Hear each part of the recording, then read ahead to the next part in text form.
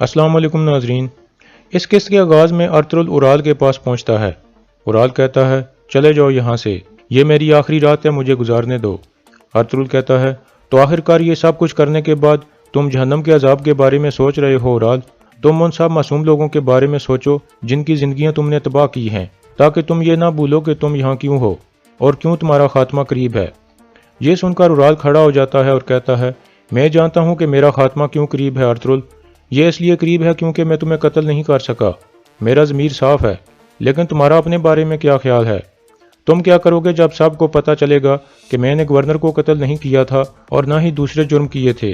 Ertugrul کہتا ہے میں سوچے بغیر سانس بھی نہیں لیتا اورال، میں ثبوت کے بغیر کسی پر الزام نہیں لگاتا، یہ تم جیسے غیر ذمہ دار لوگ ہوتے ہیں جو عدالت کو دھوکہ دیتے ہیں، میں صرف اللہ کا وہ بندہ ہوں جو انصاف کی حفاظت کر رہا ہوں۔ اگر تم بھی یہ سمجھ لیتے کہ تم بھی اللہ کے ایک بندے ہو اور ایک دن تمہیں بھی مرنا ہے تو تم کبھی بھی معصوم لوگوں کا خون نہ بہاتے۔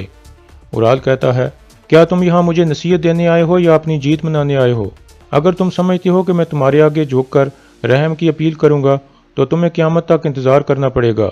تم نے میرے قبیلے کو فتح کرنے کے لیے ہر چیز کی ہے، تم نے میرے بابا اور بھائی کو مجھ سے چھین لیا ہے، اب تم میری جان بھی لینے والے ہو، اور تم کیا چاہتے ہو؟ ارطغرل کہتا ہے میں نہ ہی تمہیں نصیحت دینے آیا ہوں اور نہ ہی تمہارا افسوس سننے آیا ہوں، بلکہ میں تمہیں تمہارے قبیلے بھیجنے لگا ہوں۔ اورال حیران ہو کر کہتا ہے یہ کیا کہہ رہے ہو؟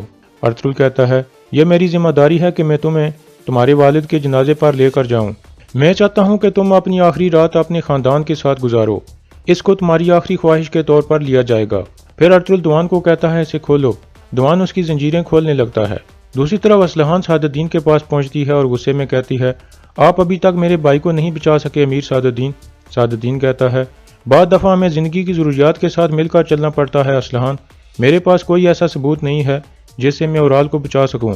اسلحان کہتی ہے لیکن آپ ارطغرل سے انتقام تو لے سکتے ہیں۔ سعد الدین کہتا ہے یہ بہت اچھی بات ہے، میں بھی یہی چاہتا ہوں، لیکن یہ آسان نہیں ہے۔ اسلحان کہتی ہے اگر آپ چاہتے ہیں کہ میں آپ کی بیوی بنوں تو پھر آپ کو میرا انتقام لینا پڑے گا۔ یہ کہہ کر اسلحان باہر نکل جاتی ہے۔ اتنے میں ایک سپاہی اندر آ کر سعد الدین کو ایک خط دیتا ہے اور کہتا ہے یہ کارا جیسر کے قلعے سے آیا ہے امیر حضرت۔ خط پڑھنے کے بعد سعد الدین کہتا ہے تیاری کرو، ہم کارا جیسر جا رہے ہیں۔ دوسری طرف ارطغرل حاجہ توریان اور ڈمرل کو اپنے پاس بلاتا ہے اور حاجہ توریان کو کہتا ہے ہم آپ کی خدمات سے بہت خوش ہیں حاجہ توریان استاد، اب میں آپ سے ایک ایسی چیز چاہتا ہوں جو کچھ مشکل ہے، آپ اس سے انکار بھی کر سکتے ہیں۔ حاجہ توریان کہتا ہے میں آپ کے لیے اپنی جان بھی دے سکتا ہوں ارطغرل صاحب۔ ارطغرل کہتا ہے شکریہ، تو پھر آپ کو کارا جیسر کے قلعے جانا ہوگا اور وہاں ایک دکان کھولنی ہوگی، لیکن ہمارا مقصد کچھ بیچنا نہیں ہے بلکہ یہ پتہ لگانا ہے کہ وہاں کون آتا اور جاتا ہے اور ان کے بارے میں معلومات اکٹھی کرنی ہے۔ اس کام میں ڈمرل بھی آپ کی مدد کرے گا، اب آپ مجھے بتائیں کہ کیا آپ یہ کام کر سکتے ہیں؟ حاجہ توریان کہتا ہے ارطغرل صاحب اگر آپ نہ ہوتے تو میں بھی مر چکا ہوتا، میں چاہے آپ کے لیے کچھ بھی کر لوں، میں آپ کا قرض نہیں اتار سکتا، میں آپ کے مقصد کے لیے خوشی سے اپنی جان بھی قربان کر دوں گا۔ ارطغرل کہتا ہے شکریہ حاجہ توریان استاد، ابھی آپ فوراً کارا جیسر کی طرف روانہ ہو جائیں اور وہاں دکان کھولنے کے لیے جو بھی ضروری ہے وہ کریں۔ اس کے بعد وہ دونوں باہر نکل جاتے ہیں۔ دوسری طرف سعد الدین کارا جیسر میں وسولیس کے پاس پہنچ جاتا ہے اور کہتا ہے تو اس دفعہ تم مجھے گورنر کے طور پر مل رہے ہو وسولیس؟ وسولیس اٹھ کر اسے ہاتھ ملاتا ہے اور کہتا ہے میں ہمیشہ آپ کی معلومات کے ذرائع کے بارے میں حیران ہوتا ہوں۔ سعد الدین کہتا ہے معلومات سب سے اہم طاقت ہوتی ہے وسولیس، لیکن میں یہ جاننا چاہتا ہوں کہ تم نے کیوں فوراً مجھے ملنے کے لیے یہاں بلایا ہے؟ وسولیس کہتا ہے آپ بیٹھیں میں آپ کو سب کچھ بتاتا ہوں۔ پھر وہ دونوں ایک طرف کرسیوں پر بیٹھ جاتے ہیں۔ وسولیس کہتا ہے میں جانتا ہوں کہ آپ اورال کو زندہ رکھنا چاہتے ہیں اور میں بھی یہی چاہتا ہوں، کیونکہ اگر الیار سردار بن گیا تو ارطغرل اور زیادہ طاقتور ہو جائے گا۔ سعد الدین کہتا ہے یہ تو میں بھی جانتا ہوں، کیا تم نے یہ بتانے کے لیے مجھے بلایا تھا؟ وسولیس کہتا ہے اورال بے گناہ ہے، اس نے گورنر کو قتل نہیں کیا، اس لیے آپ کو اس کی سزا رکوانی ہوگی۔ سعد الدین کہتا ہے میں یہ بھی جانتا ہوں، تم کیا سمجھتے ہو کہ ہمارا انصاف اتنا کمزور ہوتا ہے؟ وسولیس کہتا ہے میں جانتا ہوں کہ آپ کا انصاف بہت مضبوط ہے، اس لیے میں آپ کو ثبوت بھی فراہم کروں گا۔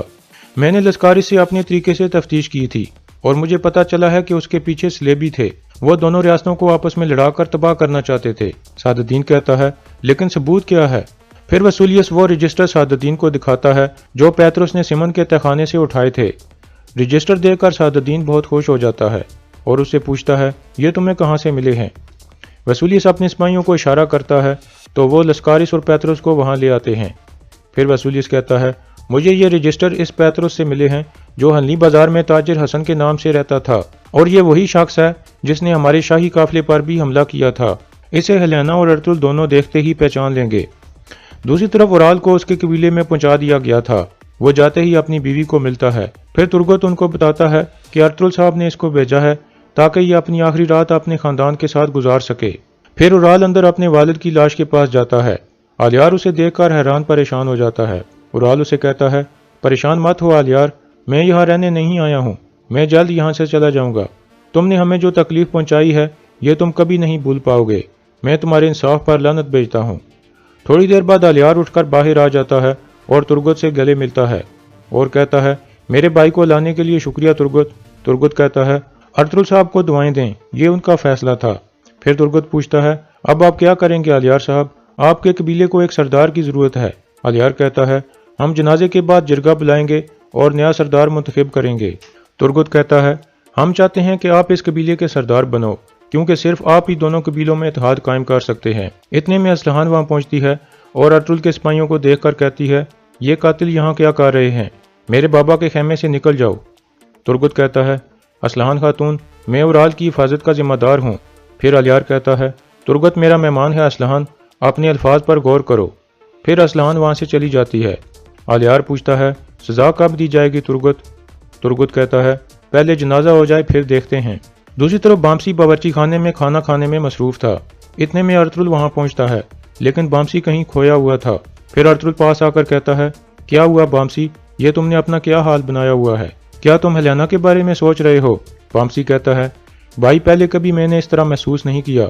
मैंने जब से हेलेना को देखा है मेरे दिल में आग जल रही है। अर्तुल कहता है, तो फिर तुम्हें इंतजार करना होगा बामसी। इसी तरह की आग अगर हेलेना के दिल में भी जल गई तो तुम्हारे रास्ते में कोई रुकावट नहीं रहेगी। यह सुनकर बामसी खुश हो जाता है। फिर अर्तुल कहता है, अभी अपनी हालत ठीक करो, इस तरह तुम जंग के दौरान अपने आप को बचा नहीं सकोगे।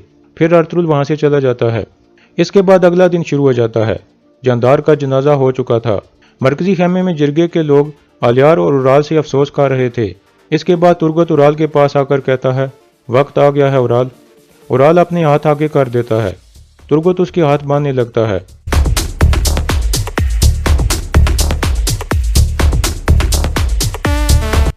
उराल अपनी बीवी को कहता है, मेरी चोलपन, जो मैंने कहा है वो मत भूलना। फिर वो असलहान को कहता है, अपनी भाभी का ख्याल रखना असलहान। इसके बाद तुर्गत उसे लेकर बाहर निकल जाता है।